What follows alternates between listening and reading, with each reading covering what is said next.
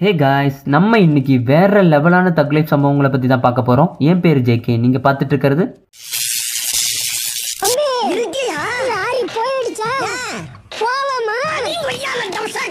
First அந்த கார்ல யாரை வச்சு ரவுண்ட் அடிச்சீங்க? ஃபர்ஸ்ட் என் நண்பனை விசாரிச்சேன். அவன் தான் எனக்கு முக்கியம். எந்த கஷ்டத்துலையும் அன்னைக்கு 100 ரூபா துட்டு இல்லாமல் கொரோனா நேரத்தில் 100 ரூபா துட்டு இல்லாமல் இல்லையா, அவன் தான் அன்னைக்கு என் பிள்ளைகளுக்கு ஒரே பண்ணி படிப்பு கட்டுறது, அது கட்டுறது, இது கட்டுறது எல்லாமே அவன் தான் பார்த்தான்.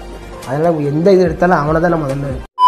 நம்ம சேனல்ல இதுக்கு முன்னாடியே நெய்மர் ஒரு கேன்சர் பேஷண்டான சைல்டு கிட்ட பண்ண ப்ராமிஸ எப்படி மேட்ச் நடக்கும்போது நிறைவேற்றினார்னு பார்த்திருப்போம். நம்ம இப்ப லியோனல் மெஸ்ஸி பண்ணதை பார்க்கலாம். 2017 அப்போ மெஸ்ஸி ஒரு சைல்டு கேன்சர் ஹாஸ்பிட்டலுக்கு சர்ப்ரைஸா போய் அங்க இருக்கிற குழந்தைகளை பாப்பாரு. அப்ப அங்க வச்சு மெஸ்ஸிக்கு ஒண்ணு தெரிய வந்திருக்கு, அங்க இருக்கிற குழந்தைகளுக்கு ட்ரீட்மெண்ட் கொடுக்க நிறைய பணம் தேவைப்படுதுன்னு. சோ அந்த குழந்தைகளுக்கு ஹெல்ப் பண்ணணும்னு மெஸ்ஸியே ஒரு வேற லெவல் கேம்பெயின் பண்ணுவாரு. அவர் பண்ண அந்த கேம்பெயின் தான் தக்கே. அப்படி என்ன பண்ணாருன்னா, ஏப்ரல் மாசம் 2017 அப்போ பார்சிலோனாவுக்கும் சிவியாவுக்கும் மேட்ச் நடந்தது. அந்த மேட்ச்ல பார்சிலோனா 3-0ங்கிற கோல் கணக்குல ஈஸியா வின் பண்ணிருச்சு. அந்த மேட்ச்ல மெஸ்ஸி 2 கோல் போட்டிருப்பாரு. மெஸ்ஸி 2வது கோல் போட்டதும் மெஸ்ஸி என்ன பண்றாருன்னு பார்க்க எல்லா கேமராவையும் அவர் மேல போக்கஸ் பண்ணி வச்சிருப்பாங்க.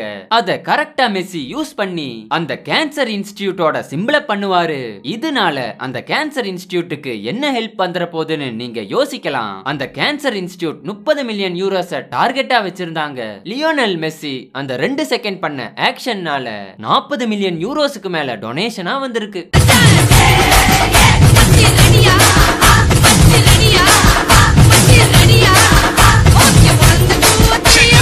தலைவர் திமிங்கலம் தானோ ஆறு கடல் சேரும் அந்த இடத்தில் இத பாட்டு விட்ட உழுவ மீன் விட்ட.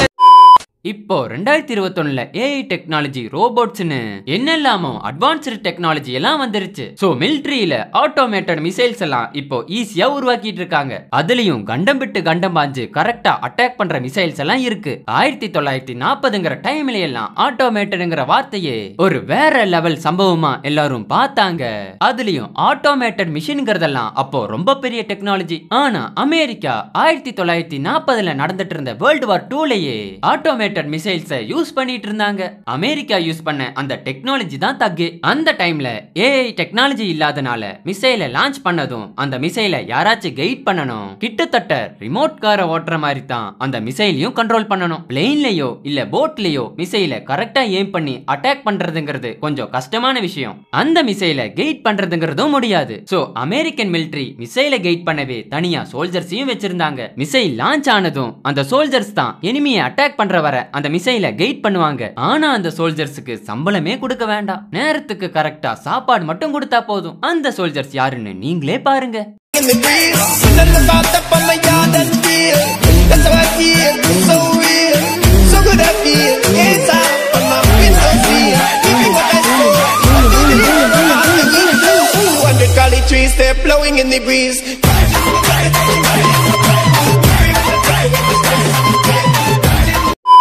நானும் எத்தனையோ விதமான ஃபைட்ஸை பார்த்திருக்கேன். கொலாடி சண்டையிலிருந்து WWE ஃபைட்டை வர பார்த்திருக்கேன். ஆனா இப்ப நம்ம பார்க்க போற ஃபைட்டை என் லைஃப்லயே இதுக்கு முன்னாடி நான் பார்த்ததில்ல. அவ்வளோ டேஞ்சரான ஃபைட்டா இருக்கு. அந்த ஃபைட்டை நீங்களே பாருங்க.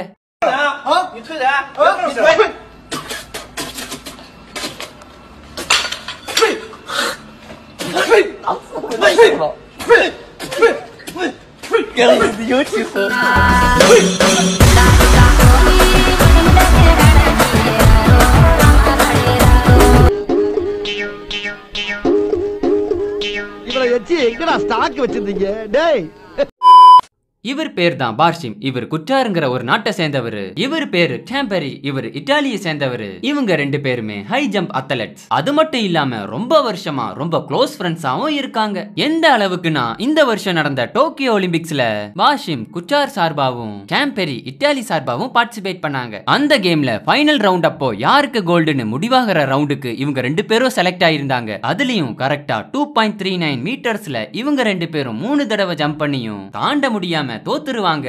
அவங்க 2 பேர்னாலையும் 2.39 மீட்டர்ஸ் ஜம்ப் பண்ண முடியாது. கேம்பெரி 3வது தடவை ஜம்ப் பண்ணும்போது அவர் கால்ல அடிபட்டுரும். அவங்க 2 பேர்னாலையும் 2.39 மீட்டர்ஸ் ஜம்ப் பண்ண முடியாததுனால டிரா ஆனனால திரும்பவும் ஜம்ப் பண்றேன்னு சொன்னா 2 பேருமே திரும்பவும் ஜம்ப் பண்ண வேண்டியது வரும். பார்ஷிம் நினைச்சிருந்தா கேம்பெரி காலில அடிபட்டதை அட்வான்டேஜா யூஸ் பண்ணி அவரை திரும்பவும் ஜம்ப் பண்ண வச்சு பார்ஷிம் வின் பண்ணி இருக்கலாம். ஆனா அங்க என்ன நடந்ததுன்னு நீங்களே பாருங்க.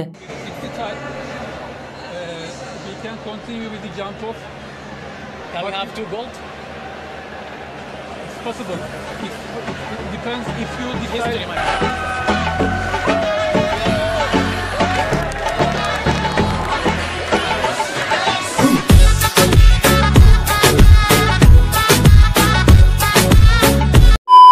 இப்ப நம்ம பார்க்க போற சம்பவம் நீங்க ஜிம்முக்கு போறவங்களா இருந்தா உங்களுக்கு கண்டிப்பா புரியும். எப்பவுமே ஜிம்ல ஜாயின் பண்றது பெரிய விஷயம் இல்ல. யாரு வேணாலும் போய் ஜாயின் பண்ணலாம். ஆனா தொடர்ந்து ஜிம்முக்கு போறதுதான் மேட்டரே. ஒரு சிலர் தொடர்ந்து 10 நாள் ஜிம்முக்கு போனாலே டெய்லியும் ஜிம்முக்கு போகணுமான்னு நினைப்பு வந்துரும். அப்புறம் ஏதாச்சும் ஒரு காரணத்தை சொல்லி லீவ் போட்டலாமான்னு தோணும். இந்த மாதிரியான ப்ராப்ளத்தை ஜிம்முக்கு போற நிறைய பேர் ஃபேஸ் பண்ணியிருப்பீங்க. ஜப்பான்ல இருக்கிற ஒரு சில ஜிம்ஸ்ல எல்லாம் இந்த ப்ராப்ளத்தை வேற லெவல்ல ஹேண்டில் பண்றாங்க. அங்க ஜிம்முக்கு போறவங்கள டெய்லியும் ஜிம்முக்கு வர வைக்க வேற லெவல்ல ஒன்னு பண்ணிருக்காங்க. அது மட்டும் நம்ம ஊருக்கு வந்துச்சுன்னா பசங்க ஒரு நாள் கூட ஜிம்முக்கு லீவ் போட மாட்டாங்க. அப்படி என்ன அங்க பண்றாங்கன்னா, நீங்க ஜிம்ல ஒர்க் அவுட் பண்ணும்போது உங்களை மோட்டிவேட் பண்ணவே உங்க கூடவே ஒரு ஜிம் கேர்ள் இருப்பாங்க. அவங்க உங்க கூடவே ஒர்க் அவுட்டும் பண்ணி உங்களை மோட்டிவேட்டும் பண்ணுவாங்க.